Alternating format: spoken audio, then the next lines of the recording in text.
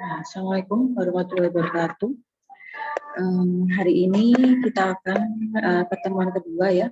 Pertemuan kedua ini dengan topik pengantar farmakologi 1. Nah, pertama kita harus tahu dulu sebelum kita mempelajari farmakologi 1, kita harus tahu farmakologi itu adalah ilmu yang mempelajari terkait obat. Jadi, tapi kita harus tahu dulu apa itu definisi dari obat. Definisi obat sendiri atau maksud obat sendiri itu adalah setiap zat kimia yang dapat mempengaruhi proses hidup. Nah, di mana obat tersebut itu adalah ada yang berasal dari kimiawi, ada yang berasal dari hewani, dan ada berasal dari nabati. Di mana obat tersebut itu dalam dosis yang sesuai, yang digunakan untuk tujuan penyembuhan, kemudian meringankan gejala penyakitnya, dan juga mencegah penyakit. Nah, pada dahulu, jadi kita cerita dulu ya. Jadi obat itu dahulu berasal dari tanaman atau nabati, di mana di dalam tanaman tersebut itu akan dilakukan ekstraksi, dan di ekstraksi tersebut akan didapatkan isi dari kandungan obat, isi dari kandungan tanaman. Di mana isi dari kandungan tanaman itu kemudian dicek, akhirnya memberikan efek terapi yang maksimal, dan diharapkan juga memberikan efek samping yang minimal. Tapi secara perkembangan secara perkembangan zaman, isi atau kandungan dari tanaman tadi itu dilakukan sintesa kimia sehingga didapatkan rumus kimianya, sehingga langsung didapatkan efek terapi maksimal dan juga efek terapi maksimal dan juga efek samping obat yang minimal, sehingga akhirnya obat tersebut itu lebih cepat untuk diproduksi seperti itu. Nah, contohnya itu obat herbal Ephedra vulgaris, di mana obat herbal Ephedra vulgaris ini itu memiliki kandungan yaitu ephedrine. Nah, ephedrine ini dilakukan dilakukan penelitian ya, dilakukan sintesa kimia, kemudian didapatkan rumus kimianya. Nah, kemudian rumus kimianya itu tersebut sama seperti ephedrine tadi yang memberikan efek yaitu bronkodilator, yaitu melebarkan bronkus atau anti asma. Nah, ini ya misalnya dari tanaman ya tadi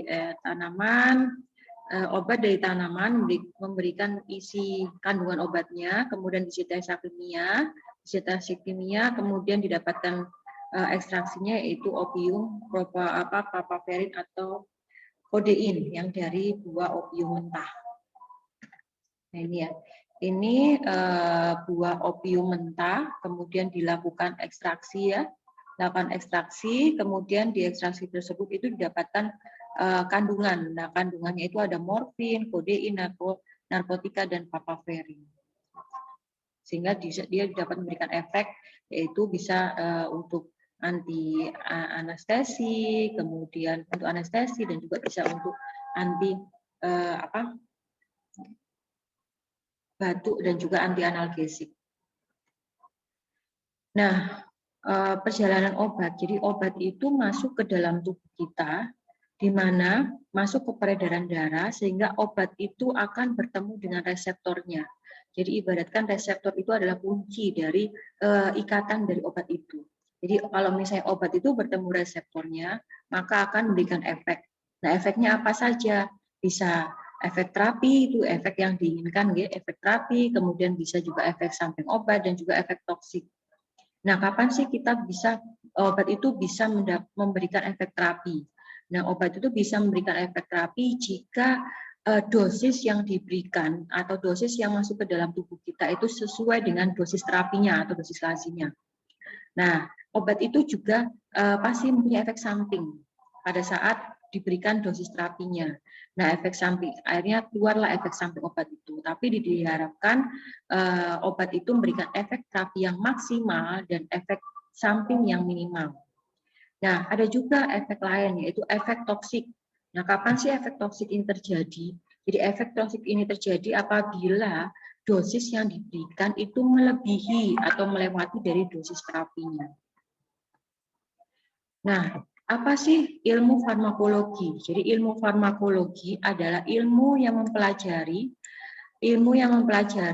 tentang pengetahuan obat dengan seluruh aspeknya, baik aspek dari sifat fisikanya, sifat kimianya, kemudian komposisinya apa, kemudian efek dari fisiologinya dan biokimianya, dan mekanisme kerja obatnya bagaimana di dalam tubuh, dan proses perjalanan obatnya dari proses absorpsi, distribusi, biotransformasi atau metabolisme, dan juga ekspresi. Dan untuk menyelidiki semua interaksi antara obat dengan tubuh manusia, khususnya serta penggunaannya pada efek terapi penyakitnya. Jadi ini mempelajari terkait semua aspek dari fisikanya, kimianya, kemudian efek biokimianya, fisiologinya, mekanismenya, sampai proses perjalanan obatnya. Dan juga bagaimana sih interaksi obat tersebut dengan tubuh manusia itu sendiri. Nah, selain kita mempelajari farmakologi, kita juga perlu mempelajari cabang-cabang ilmu lain yang ada hubungannya dengan farmakologi, yaitu farmakognosi. Nah, farmakognosi adalah obat berasal dari tanaman. Nah, kenapa sih kita juga perlu belajar farmakognosi? Karena tadi kan sudah saya jelaskan di awal kalau obat itu asalnya itu berasal dari tanaman, di mana tanaman itu dilakukan ekstraksi, kemudian mengandung adanya kandungan, memperoleh kandungan obatnya, di mana kandungan obat tersebut yang akan memberikan efek terapi. Nah, itu makanya kita harus belajar farmakognosinya, sehingga kita bisa tahu obat ini berasal dari tanaman ini, seperti itu. Nah, kemudian kita harus belajar lagi juga terkait farmakologi klinik. Jadi farmakologi klinik itu adalah ilmu yang mempelajari tentang efek obat di dalam tubuh manusia. Kemudian perlu belajar juga biofarmasi. Jadi biofarmasi adalah ilmu yang mempelajari pengaruh formulasi obat terhadap efek terapeutiknya.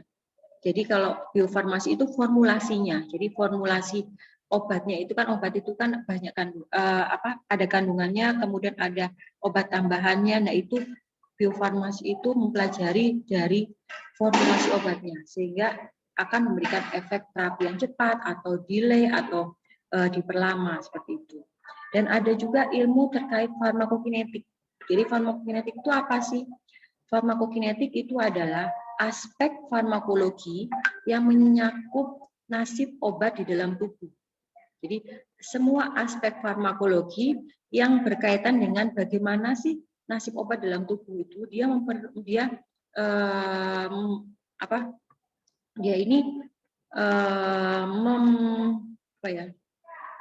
melewati perjalanan apa saja. Nah, itu adanya ATME, yaitu absorpsi, distribusi, metabolisme, dan ekskresi. Dan juga kita perlu belajar terkait farmakodinamika. Nah, apa sih farmakodinamika itu? Farmakodinamika adalah ilmu yang mempelajari efek obat terhadap fisiologi dan biokimia berbagai organ tubuh serta mekanisme kerjanya. Dan juga farmakoterapi, yaitu cabang ilmu yang berhubungan dengan penggunaan obat dalam pencegahan dan pengobatan penyakit dengan memanfaatkan aspek dari farmakokinetika dan farmakodinamika untuk mengobati penyakit tertentu. Jadi farmakoterapi ini adalah gabungan ilmu yang mempelajari terkait farmakokinetika, nasib obat dalam tubuh, dan juga farmakodinamika, efek dari fisiologi dan kimia, dan bagaimana mekanisme kerja obatnya. Nah, tapi ada lagi, kita juga akan perlu mempelajari terkait toksikologi. Toksikologi itu adalah ilmu yang mempelajari terkait keracunan, namanya aja adalah toksik. Jadi ilmu yang mempelajari terkait keracunan zat kimia, termasuk obat, zat yang digunakan dalam rumah tangga, industri, maupun lingkungan hidup, misalnya insektisida, pestisida, dan zat pengawet. Nah, ini farmakope. Jadi kalian kan pasti sudah tahu dan sudah melihat sendiri bagaimana apa sih buku farmakope itu. Jadi farmakologi itu juga kita perlu tahu. Farmakologi itu acuannya itu juga berasal dari farmakope. Jadi farmakope itu adalah buku resmi yang ditetapkan hukum dan memuat standarisasi obat serta persyaratan meliputi identifikasi, kadar kemurnian, rumus kimia, rumus bangun, metode analisa, dan jenis sediaan farmasi dan resep sediaan farmasi. Nah, di Indonesia ada beberapa farmakope, mungkin yang terbaru masih ada juga ya farmakope tahun 2019 itu sudah keluar itu. Kemudian ada buku standar lain yang juga akan berkaitan dengan ilmu farmakologi, yaitu ini EFP, yaitu Ekstrak Farmakope Indonesia, Formularium Indonesia, dan Formularium Nasional. Jadi mungkin ada yang lebih terbaru lagi dari standar buku ini. Nah, ini ya, kita juga perlu tahu obat. Jadi nama-nama obat. Jadi nama obat itu ada 3 kategori. Ada yang pertama adalah nama kimia obat. Nama kimia obat adalah nama obat yang terdapat dalam farmakope berdasarkan rumus kimianya atau rumus bangunnya. Jadi nama kimia itu adalah nama kandungan obatnya yang berdasarkan rumus kimianya. Nah, kemudian ada juga nama generik obat. Jadi nama generik obat itu adalah nama obat yang terdapat dalam farmakope dan digunakan di seluruh negara tanpa melanggar hak paten obat yang bersangkutan. Jadi kalau nama generik itu adalah biasanya nama obatnya itu berdasarkan nama kandungan obatnya atau hasil nama kandungan utama dari obat tersebut. Contohnya misalnya paracetamol. Nah, kemudian nama paten kan. Apa sih bedanya nama paten sama nama dagang? Di sini ada nama paten atau nama dagang atau specialty obat. Jadi memang semuanya ini jadi nama paten, nama dagang, specialty obat itu adalah semua nama obat milik suatu perusahaan farmasi tertentu dengan nama khas yang dilindungi hukum. Nah, kalau misalnya nama paten itu obat ini diproduksi oleh perusahaan farmasi atau dimiliki oleh perusahaan farmasi yang sudah memiliki hak paten. Jadi jadi pabrik lain tidak mungkin akan memberikan nama obat ini lagi karena dia sudah di hak patenkan. Tapi kalau contohnya Amoxan itu sudah nama paten. Tapi kalau nama dagang itu adalah nama dari milik suatu perusahaan farmasi yang dia tidak memiliki hak paten atau dia tidak daftarkan hak patennya. Contohnya misalnya kalau Amoxan itu Kalmoxi seperti itu. Nah, ini hanya tugas ya. Ini coba dikerjakan. Ini tugas untuk tiap-tiap mahasiswa. Silakan membuat membuat tabel ya, tabel nama obat. Di situ terdiri dari nama obat, kemudian nama generik, nama paten, dan nama pabriknya apa. Masing-masing mahasiswa membuat 20 item nama obat, kemudian silakan dikumpulkan di minggu depan sebelum pelaksanaan perkuliahan untuk yang materi minggu ketiga. Jadi silakan dikerjakan tugasnya. Jadi tiap mahasiswa tidak boleh sama nama obatnya. Jadi silakan dikoordinir di Komting. Misalnya nama mahasiswa A itu item obatnya apa saja. Nah, boleh Anda dasar dari misalnya dari farmakope, silakan. Misalnya huruf abjad A itu siapa, huruf abjad B itu siapa, seperti itu. Akan dikerjakan, kemudian dikumpulkan di minggu depan.